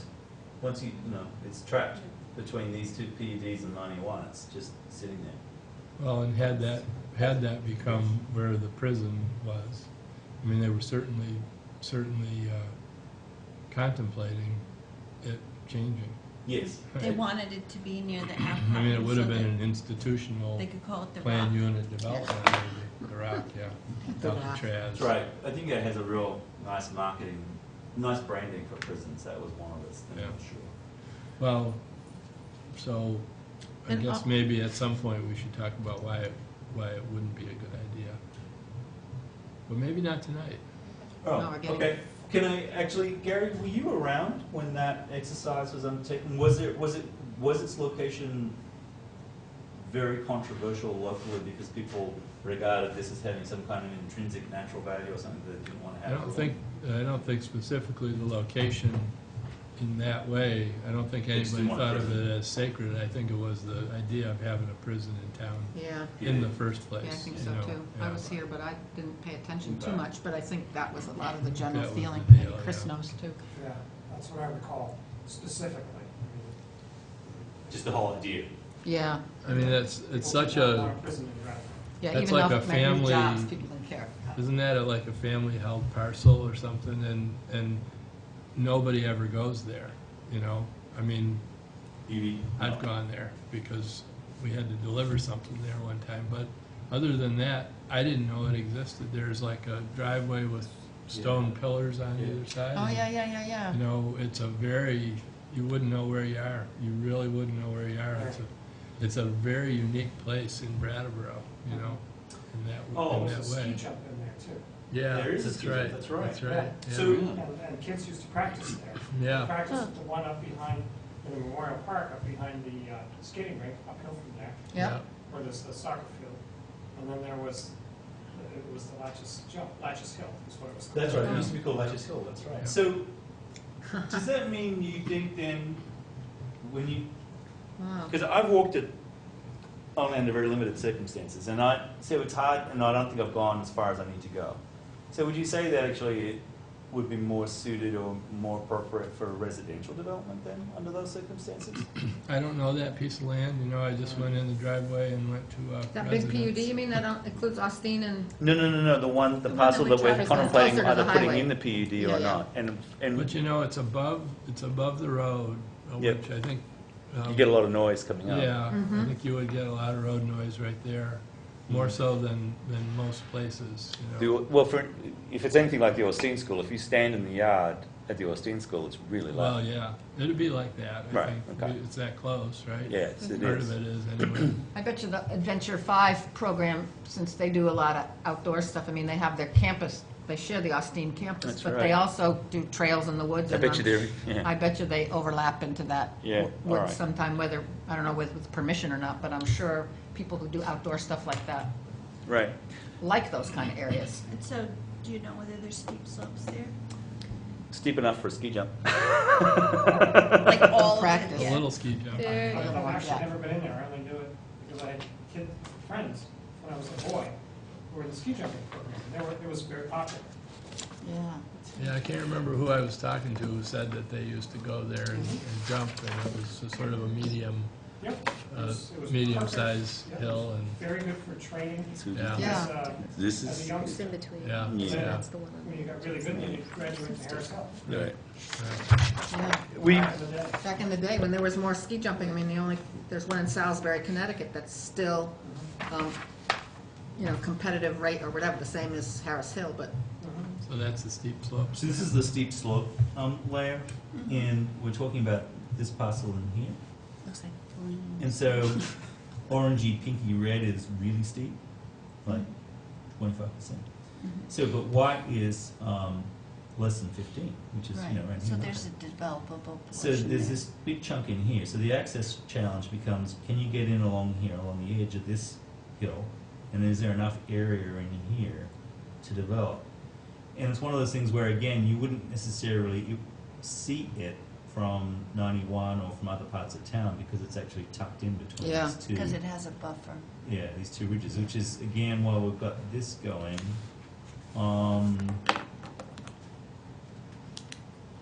actually, you know what, no, it's more, I'm trying to figure this out. No, that's the one. And then, so down here, this is the exit 1 industrial park, and again, you see this north-south ridge here, then you see this flat-ish, I mean, this makes it look like it's no problem at all, but this is expensive to fix, and this is very hilly from here, but it's, so the challenge is to get from here across into here, and then you get access to this. So all the parcels right now at the exit 1 industrial park are in this area down here. So, and what you were talking about before, backing over a little further over near 142 and Zaluzni's and all that, there is a ridge there too, that on the other side, because Familari owns on both sides of right. the So then this old is- Guilford Road, and it definitely goes very high as a ridge. This is basically Zaluzni's pit, the white part. That's 80 So I acres. wonder what of the 90 acres, I wonder what is effectively usable and what's sort of not. I It think- does sound like there must be something other than the much smaller industrial areas that exist in town now.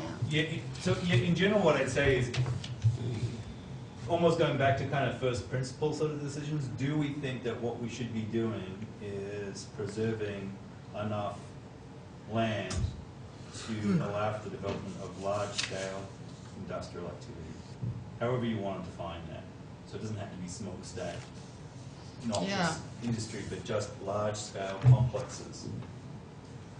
Because if you, just as a way of example, if you look at this box formed here, which is all CNS,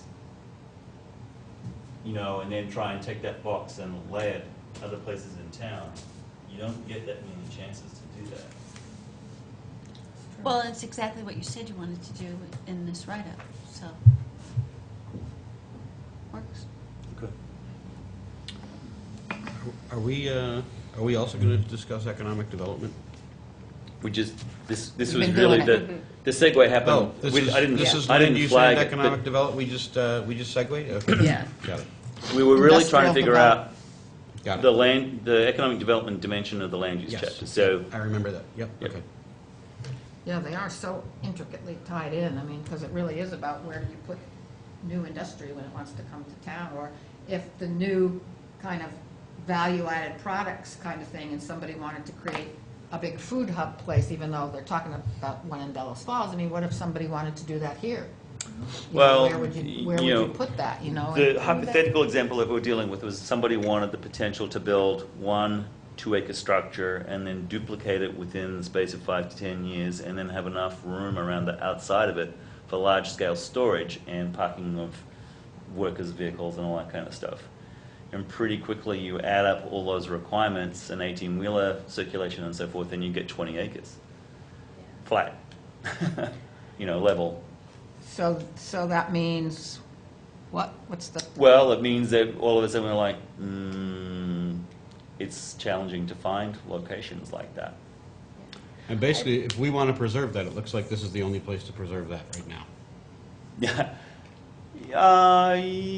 Yeah. I mean, can you go behind, like, where, up on Putney Road, north of Traffic Circle, where like Pepsi is, basically on the other side of CNS? What's Yeah. behind all those buildings? Is that possible there?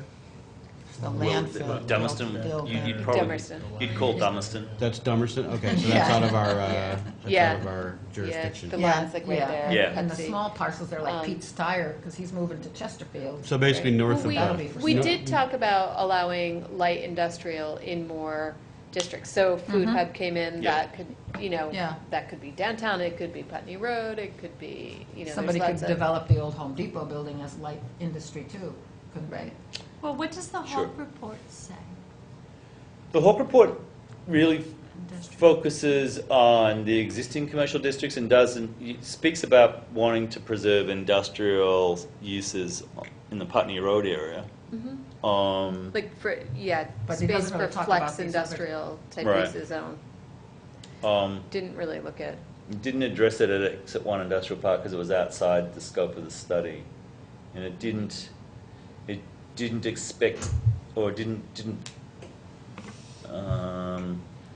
I think. Yeah, it didn't make any assumptions about Route 9. It basically didn't expect industrial development to happen on Route 9. But No, it but talks within about the light uses on Putney Road, some of them I would be think it was industrial kind and of some of them this would be area commercial. in here was targeted Right. for light industrial Yeah. Yeah. uses, so. Because there already is some there, like New Chapter and, right? Right. Isn't that where you are? Yep. Yeah. Technology Yeah. Drive, and there's a mix of, Well, that climbing one, school. the one zone on the west side of the road is called that. I mean, it's called the employment zone or district, and that's Oh, what that is. It's light, Yeah. light light industrial. industrial. Yeah, So warehouses, yeah. And so That that kind of stuff. was remained the same. so basically, what that would be to expand that across the road and do it in that whole section there. Yes, which, well, if you look at the zoning under NE6, Yeah, it's allowing that anyway. yeah, industrial, commercial. Yeah. Yeah. The parcel at the back that includes the New Chapter building now, which is, I think, here. That single parcel is also 90 acres. Is what? 90 acres. yeah, because CNS was gonna go there originally. Yeah. So in here. And you can't see the highway from there, they did it. I mean, So that includes Did it where the really wire well. was gonna go, and it includes the, Yeah. I mean, there's. it's all the Win Stanley property, right? Yes. Yes. Yeah. Yeah, I would definitely want to say that truck access remember on and off when Putney Steve Road was would have to Yeah, I remember the why. Yeah, this was be before that. addressed pretty seriously sure, for that yeah. to be functional. I mean, I think in some ways that's probably its single biggest limitation. Well, it seems to meet one of our goals to encourage industrial development in areas that are suited for it. Right. Okay. Do you want us to like vote on it or? Well, we're You really need a just nod? discussing Yeah. I mean, that, as far as the road goes, that was to be the location of one of the roundabouts, so, I mean, do you think does that address it? Yeah. I mean, that, and you know, and I would think that if there was gonna be a back road connection, that's where it would be. You know, that would be one of the most economically feasible places to. Yeah, it Right. would. I sort of struggle about. Yeah, it's okay.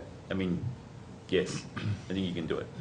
I mean, you could say to where, but, you know, Yeah. that's, but like Technology Drive and Chickering Drive, you know, I guess would be. If you loop those two together and then you loop Chickering so that it comes out on Black Mountain Road. That's right, that's right. Right. Yeah. That would be great. Yeah. Oh, some no, ways. I meant for that 90 acre down. Yes, down by on exit 1. Guilford. Yeah. What What did you? kind of what input do What do you you want want from from us? Yeah, what? A what's it general, to us? just your general indication at this point as to whether you Yeah. think it's good to include it in the PUD overlay district, number one, and then if we were to include it in the PUD overlay district, would it be advisable, or would you recommend that we develop industrial uses for that parcel? And change the underlying zoning as Yes, well. therefore change the underlying zoning from rural residential to industrial. Yes, I'd want to have a sense of the 90 acres, how much really realistically is developable like Okay. that, you Yeah. know? I'd like a little bit more pros and cons, because it seems Okay. still a little too amorphous to me, you know, before I But can if you- say one way or the other. If you zoned it industrial and you had the overlay, then the overlay would also work in case somebody wanted to make some sort of residential complex. We could write it that way. Yes. Yeah, that you could do a planned, you could do a planned unit development. So for instance, you know, an assisted living facility, I mean, it'll be a little isolated and a little weird, but I mean, like a prison. Well, they will be looking for a site to do that, though. But something that will be, leave, you're free to leave. You're free to leave, just try it. but Oops, the There goal, you go. the goal would be to keep it in its largeness. Yes, exactly. To That's- treat it- that's the goal. To treat it as pretty close to the parcel size that it is now, right? So, So it could be industrial, like Delta Campus, with somebody who still wants to put in housing, too. I mean, even though. yeah, I mean, Not that that's there are, happening for there him, are but- some peculiar odd advantages to this. So for instance, you could have it as a factory site and then have the wooded lands that surround the factory in current use, thus reducing the property taxes of the parcel That's right. really significantly for the factory owner. So there's no necessary reason why you know, you couldn't work it that way. That's right. Well, that's how a lot of old villages set up, you know, little paper mill village, something was called, because it had the paper mill and the houses, Right. factory houses, you know? So, maybe not specifically that, but let's say a parcel was converted from rural residential to a PUD eligible area.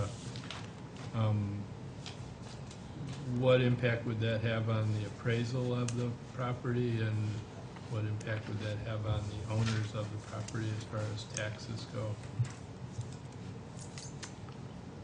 Are they all of You're a sudden... asking a be- change from rural residential to a PUD, You- to the ability to create a PUD? I'd have to check. I would think that's not going to be any Practically, change. yeah. Because it's, It'll could- go by you could choose to do potential. it, yeah. Yeah, it's all potential. I think a change, From From rural residential residential to to industrial industrial could- does change the valuation of the land and therefore would have an impact on taxes. Uh-huh. But if you had it eligible for PUD status with an industrial, Underlying underlying zone. industrial, Yep. is that then industrial zoning? Yes. yes. And so does that change the value of the land?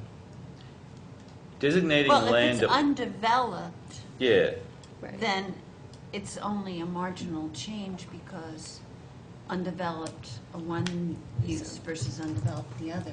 It's still right. undeveloped. Undeveloped land is undeveloped land pretty much. I mean, there's a sort of a way in which those prices converge on each other regardless of the underlying zoning because they're undeveloped. Hmm. And at this point, in this part of the country, the name of the game is if it's undeveloped, there's reasons why it's undeveloped, and it's got a market value that reflects that. But in this case, all of a sudden, one of the reasons that it is undeveloped would It's- change. Yes, but its value would increase in terms of its potential, but its tax bill wouldn't change that much because it's not developed. It's Right. vacant. Yeah. So it wouldn't be until it is developed. At the when point at it's which you used. sell it, you Right. see, it's one of those weird things. It's worth pretty much what it is worth today until you sell it for what its potential use is. Yes. And then the new owner is the proud new owner of a new tax bill, which reflects what they just paid for it. So even if you want to take Royal Square, which changed hands in the last couple of years, it changed the assessed value by a lot, more than $1 million Staples is- that whole complex. overnight because the previous owner sold it to the new owner for a lot more than what it was assessed at. Yeah. Bingo. So when it's time to tax the new owner, it's not like we're going to go back to the last year's valuation. They were willing to pay more. The assumption is that they're willing to pay more taxes too. So it's not so much the zoning as what it's sold for. Right. So there's two things going on that they're kind of connected, but it's not a direct Yeah, relationship. And it's also related to market. Yeah. What the market will bear, too. which sometimes is. Yeah, you No, okay? I understand it, yeah, I understand it. It's Yep. just, so it enables it to be But it- valued higher. Yes. Yeah, but Um, it's, I wouldn't say that it was a burden to someone, it's more of an opportunity. Opportunity. Mhm. Yes, we've. I just want to make yeah. sure that what we're doing is not saying, you're not going to be able to hold on to this land and use it the way you're using it now, because it's going to be, you're going to have to pay the taxes, you know, that's all. Well, there are circumstances, I mean, to be fair, there are circumstances where people are, struggling to meet the tax bill and they decide to sell a parcel, and then they're liquidating an opportunity, they're taking their opportunity, right? So that's still an economic benefit that they're deriving, because if they can sell it for more because it's been rezoned, then they benefit from that change. I mean, it's a question about whether their emotional attachment to the land or not. If they're holding it as an asset, the rezoning has just improved the value of the asset. So they get to extract that value if that's what triggers the sale. But if it's still the same intensity of use, the tax won't change. Right. You're concerned that it's gonna be, the change is gonna be a burden to them to be as they There's are? no easy way for the new Yes. zoning to become a burden until the use changes. Okay. Until they construct something. When they develop it, then it becomes a question of the tax burden. But until it's developed, there's practically no change in the tax assessment. Okay, Yeah? yeah. Yeah, that's the place where we might get pushback, which really, But it So for, Well, or pull through. yeah. yeah, And, yeah. you know, But because I'm there's not- no change. I'm Right. just saying, I wouldn't want to convert an unwilling seller, unwanting Right. seller into a need to sell, need to No, convert, that's a you good know? Yeah, concept to have. yeah. This parcel down here, the 26 acres, Yeah, Exit 1 Industrial, Brattleboro Development Credit Corporation came into that parcel, somewhat luckily, but it's 20-something acres and it was around $50,000. Wow. So this big parcel up here, if you zoned it industrial, all of a sudden it's assessed at roughly $100,000. No, more than that. 125,000. So, It's worth more as rural residential. I don't, this is, in other words, and this is what they paid for it, and that reflects the struggle to realize any return on it, because to sell it for an industrial use would probably require the investment of roughly $300,000 to gain access to it, Yeah. right? So then, they could sell it for $400,000 and everyone's happy, but you have to have somebody who's willing to come along and pay $400,000 for this parcel of land. So just. so to I try guess to- my original question was, how developable is that piece of land? So I that's- would say they are similar. This one's probably slightly easier to organize access, but you have to be thinking on a fairly grand scale. I want to become the owner of 90 acres and then have an industrial park in the middle of it or something. That's a pretty big commitment. And the price of the land, I'd have to say, in all fairness, is not the barrier. It's the price of developing the land Sure. that's the barrier. Mhm. Of course. And which is why that's the illustration that I was drawing here. Yeah. It's not, the And per that's acre the price, case. the per acre price is not very And much at that's all. the trouble with a number of these Yep. places is creating the infrastructure that's Mm-hmm. very cost prohibitive or makes Right. it look that way. Right. Or So you I have to have- wonder, you gave the illustration of a 20-acre requirement for somebody who was thinking about it. Yep. I mean, do 10-acre requirements come up roughly twice as Often as 20. acres? Or, I don't think we've got a good enough data set to work with. Well, I know, but I mean, do we have, not an excess of, but do we have sort of a sufficient number for the foreseeable future of 10-acre parcels Oh, that would support somebody who's how much more likely is it that some, No, actually, I think that what is kind of overwhelmed, when we've looked at the Putney Road area, particularly north of the roundabout as well as south of the roundabout, and then on the western side of Putney Road, out behind Auto Mall and so forth in that area, there's not a lot of even 10-acre parcels. It is kind of, I would say that was one of the more surprising discoveries that we've had doing this land use exercise, and although it's been long and somewhat tedious, it's been valuable because I don't think at the beginning we were even aware that could be a potential issue. and how big is the piece of land that Commonwealth is on? Is that 10 acres? No. Oh, because that's within the Delta There's a challenge with that campus. parcel too, because there's a lot of it that's,